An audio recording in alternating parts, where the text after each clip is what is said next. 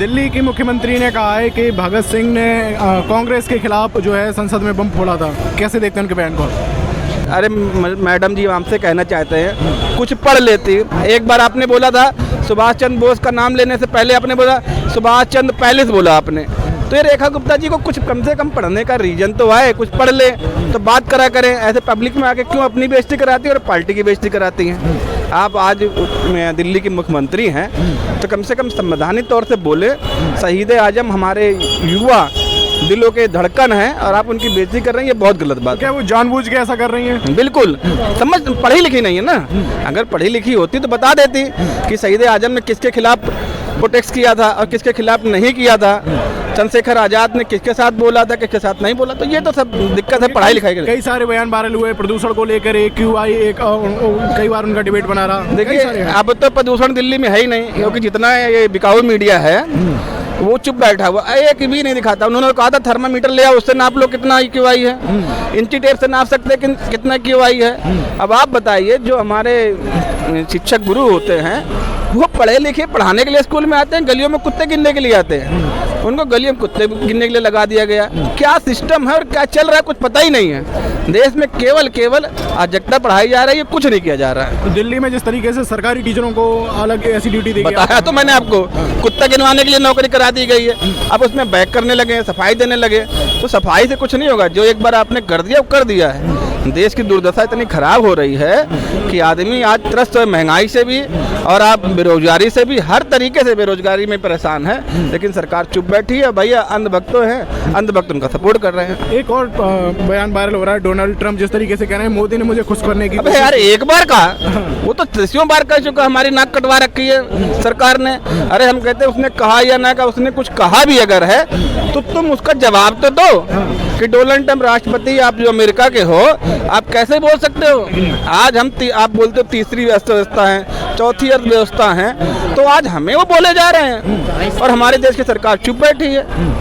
क्या लग रहा है जो ट्रम्प कह रहे हैं वो सही है? मोदी जी नहीं जवाब नहीं दे रहे तो बहुत बात सही हो सकती है। बिल्कुल, देखिए कहते हैं कि अगर कोई गलती नहीं करा है और बात का जवाब नहीं दे रहा है तो वो बात बिल्कुल सही है। चुप रहना किसी बात को मानने के बराबर है, तो ये चुप बैठे हैं इसलिए बिल्कुल मान लिया सही ना कोई बात सही जरूर है। अच्छा, और पश्चिम बंगाल में जिस तरीके से ईडी की छापेमारी हुई है, आपको क्या लग रहा है चुनाव आ गया है सब? अभी आपने देखा हुआ सिरप हादसा हुआ है, जब वहाँ उत्तर प्रदेश में एक सिरप जो पकड़ा गया है, हाँ कफ सिरप वाला, उसमें वो जो पुलिस वाला है उसकी 2 करोड़ यानी 2 करोड़ की मतलब उसकी कोठी है और एक पुलिस वाले की मात। अभी तक बुलडोजर वहाँ नहीं चला है, सिपाही था वो, है पुलिसी वाला ना, उसकी 2 करोड़ की वो है कोठी, आज तक बुलडोजर नहीं चला। क्यों? क्योंकि वो पार्टी से जुड़े हुए हैं। इसलिए आपने खुद देखा होगा सुमुद्दो अधिकारी जब ये TMC में थे, इनके खिलाफ कितना बीजेपी वाले उद्गर होते थे, लेकिन आज बीजेपी में आ गए तो वॉशिंग मशीन मोदी साफ हो गया, कुछ नहीं बोलना हुआ। ना ईडी जाएगी, ना CBI जाएगी, ना इनकम टैक्स, कुछ नहीं होगा। जो बीजेपी में जाए वो सेफ है। पश्चिम बंगाल में जिस तरीके से ईडी की छापेमारी हुई, ममता बनर्जी कह रही है चुनाव आ गया है, तो उस वजह से तो भाई हो ही रहा। अच्छा बताइए बिहार में क्या हुआ? जैसे भी देखिए इनके पास ना एक बढ़िया लॉजिक होता है। ये जब चुनाव हुआ पहले कहाँ थे? झारखंड थे। झारखंड में बांग्लादेशी घुटपैठिया आ गए। जब वहाँ ख़त्म हो गया तो वो घुटपैठिया बांग्लादेशी हरियाणा आ गए। जब हरियाणा खत्म हुआ तो वो घुटपैठिया बांग्लादेशी बिहार आ गए। अब बिहार से घुटपैठिया खत्म हो गए, अब चले कहाँ गए हैं? कलकत्ता। अब कलकत्ता घुटपैठिया बांग्लादेशी मिल जाएंगे। पहले मंदिर और मस्जिद होता था, अब घुटपैठिया बांग्लादेशी और ये होता है। तो वहाँ तो बाबरी मस्जिद भी बन रही है। अरे बाबरी मस्जिद बन कहाँ रही है? वो तो सुअर है, गधा है, उसे अकल ही नहीं है। अगर मस्जिद बनानी है तो अपने किसी धर्म के नाम बना लो। हम तो कहते हैं अब्दुल कलाम के नाम मस्जिद बनाओ, बाबर से क्या लेना देना हमारा यार। लेकिन उसको देखिए बिहार, इनको लॉजिक बता रहा हूँ, बिहार में इन्होंने प्रशांत किशोर को खड़ा किया था, अब कलकत्ता में उसको खड़ा किया है। जो वोट काटने की राजनीति है ये भारतीय जनता पार्टी वालों को अच्छी तरीके से आती है कि बिहार में पीके से कटवा दिया, अब वहाँ पर बाबरी मस्जिद के नाम से वोट कटवा देंगे। बांग्लादेश में जिस तरीके से हिंदुओं पर अत्याचार हो रहा है उसको लेकर बहुत सारा विरोध हुआ, IPL में शाहरुख खान तक का विरोध हुआ, उसे कैसे देखते हैं? देखिए हम तो कहते हैं विरोध करो ना, अगर हिम्मत है तो विरोध उसका करो जो इसकी जड़ है। जड़ इसकी कौन है? अरे ये बताइए शाहरुख खान ने ये बोला है क्या कि मैं बांग्लादेश से खिलाड़ी खरीदूंगा? उसको वहाँ पर सेलेक्ट किया गया है और उसको बीसीसीआई ने किया है, बीसीसीआई ने किया है। और बीसीसीआई ही चयन करती है कौन खिलाड़ी कहाँ खेलेगा कहाँ नहीं खेलेगा, बोली वो लगवा रही है। अगर कहीं बिक रहा है तो हमने खरीद लिया। अगर आप पाकिस्तान से कोई चीज़ मंगा के यहाँ बेचेंगे तो हम खरीद लेंगे, तो हम देशद्रोही हो गए क्या? अरे लाने वाला देशद्रोही हुआ ना। अडानी 20% बिजली आज बांग्लादेश को दे रहा है, क्यों नहीं बोला जा रहा भाई? चुप हो। अच्छा, एक खिलाड़ी बांग्लादेश का यहाँ आ गया तो शाहरुख खान देशद्रोही हो गए, जबकि हर साल 90-84 इतनी करोड़ की वो टैक्स भरते हैं। लेकिन भाई चलो तुम्हारी बिक रही है। लेकिन अभी बांग्लादेश छाती ठोक के कह रहा है कि जो 2020 वर्ल्ड कप होना है हम इंडिया में नहीं खेलेंगे, हमारे जितने भी मैच हैं वो श्रीलंका में करा दो। तो बुला क्यों रहे हो? अब बीसीसीआई कह रहा नहीं, उनको यहीं खेलना पड़ेगा, यहीं खेलना पड़ेगा। पहले एक से दिक्कत थी, अब 17 आएंगे तो दिक्कत नहीं है। वो हिंदुओं पर अत्याचार करने वाले नहीं हो, इन मूर्खों को कौन बताए। लेकिन भैया चलो, हम भी कह रहे हैं भेड़ चाल है, गधी चाल है, चल रही है इसमें। देवकीनंदन ठाकुर जैसे कई जो कथावाचक है, कथावाचक कहने वाले, देखिए जितने भी कथावाचक हैं वो बिना माया के कहीं नहीं हिलते। तो उन्हें पैसा चाहिए और पब्लिसिटी में बने रहना है। तो जो बने रहना, आपने देखा होगा परम पूज्य श्री आपके जो हैं प्रेमानंद महाराज, वो कभी ऐसी कोई टिप्पणी करते हैं? वो संत नहीं है क्या?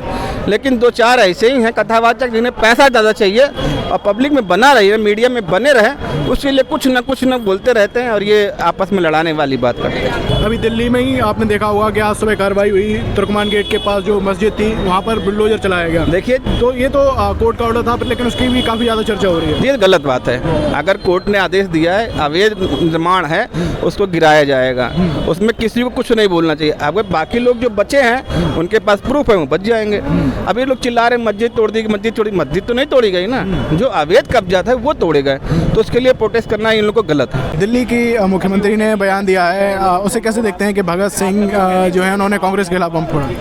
देखिए, सबसे पहले तो बीजेपी को जो रेखा गुप्ता है उनकी डिग्रियां चेक करनी चाहिए, और या मेरे ख्याल से उनको जो संवैधानिक पद पर बैठाया था तो शायद उनकी एजुकेशन चेक नहीं करी गई थी, या उनको ये नहीं देखा गया था कि इनको कितनी नॉलेज है, ये क्या है। एक बात बताइए, इस भारत के एक बच्चे को भी पता है कि जब असेंबली में बम फेंका गया था तो उस टाइम पर भारत में कोई भारतीय पार्टी राज्य नहीं कर रही थी।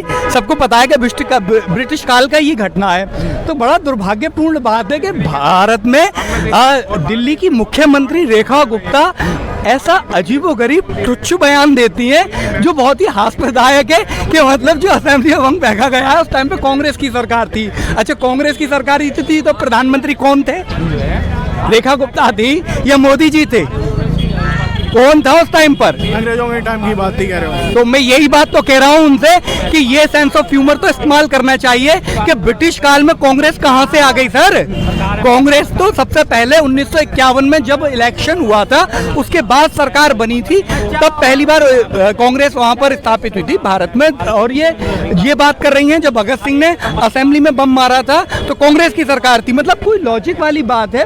एक ऐसी अजीब बात, एक तुच्छ बात, आप एक भारत के और दिल्ली के एक मुख्यमंत्री हैं, इतने गरिमा, आप अपने पद की गरिमा देखिए, आप संवैधानिक पद पर बैठे हुए हैं, आपको किस तरीके के बयान देना चाहिए? कुछ पढ़कर देना चाहिए। आपको पूरी मीडिया देखती है, बाहर फॉरेन तक में भी आपको देखा जाता है। लोग क्या सोचेंगे? क्या आपको ये नॉलेज नहीं है तो बाकी किसी और किसी को नॉलेज नहीं है? देवकीनंदन ठाकुर तो ये कह रहे हैं कि जो शाहरुख खान है वो अपनी टीम में बांग्लादेशी खिलाड़ी को ले रहे हैं, जबकि वहाँ पर हिंदुओं पर अत्याचार हो रहा है। कौन है देवकीनंदन ठाकुर? किस तरीके, मतलब बहुत शर्मसार करने वाली। मतलब आप एक बात बताइए, देवकीनंदन ठाकुर का कंपैरिजन आप शाहरुख खान से कर रहे हैं। अच्छा, एक बात बताइए, देवकीनंदन ठाकुर का क्या कहते हैं कॉन्ट्रीब्यूट है भारत के लिए? क्या कॉन्ट्रीब्यूट है? कथावाचक है। और शाहरुख खान का, शाहरुख खान को ये बताने के लिए कि भारत के लिए कितना बड़ा कॉन्ट्रीब्यूट है, पूरी दुनिया में रिप्रेजेंट करते हैं और पूरे पक्के देशभक्त हैं। और वो नहीं, उनके फादर, उनके फोर फादर आज़ादी की लड़ाई में भी उनके जो फादर, उनके फोर फादरों ने भी वो दिया था। शाहरुख खान की बात कर रहे हैं, देवकीनंदन ठाकुर। तो देवकीनंदन ठाकुर से ये पूछिए कि अगर वो बांग्लादेश के बारे में बात कर रहे हैं तो उन्होंने बीसीसीआई से सवाल क्यों नहीं किया? उनसे क्यों नहीं पूछा कि तुमने कैसे अवेलेबल करा दिया बांग्लादेश का खिलाड़ी? सर भाई, ये तो हमारा शत्रु देश है, जबकि बीसीसीआई यूँ कह रही है कि वो हमारा शत्रु देश नहीं है। भाई, मैं मानता हूँ बांग्लादेश हमारा शत्रु देश है, मगर ये देवकीनंदन ठाकुर बीसीसीआई से, आईसीसीआई से इनसे पूछेंगे कि ये हमारा शत्रु देश है या नहीं है? सवाल किससे होना चाहिए था? फॉर एग्जाम्पल, ये तो एक छोटी सी बात है, अगर उस खिलाड़ी कह रहे शत्रु देश है, अडानी तो बिजली दे रहा है उसे।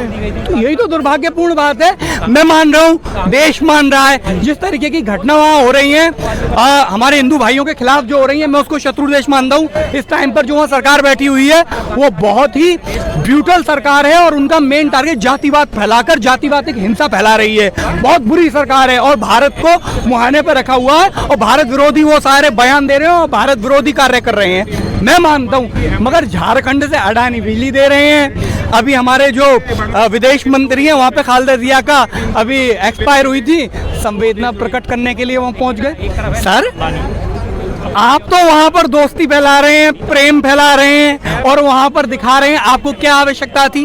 आप जब विदेश मंत्री को तो वहां की सरकार से बात करना चाहिए था कि आपके बांग्लादेश में जिस तरीके की जातीय हिंसा हो रही है, जहां हिंदुओं को चिन्हित करके मारा जा रहा है, आप ये क्या कर रहे हैं? तो आपको क्या लग रहा है केवल बांग्ला जो पश्चिम बंगाल में चुनाव उसके लिए किया जा रहा है?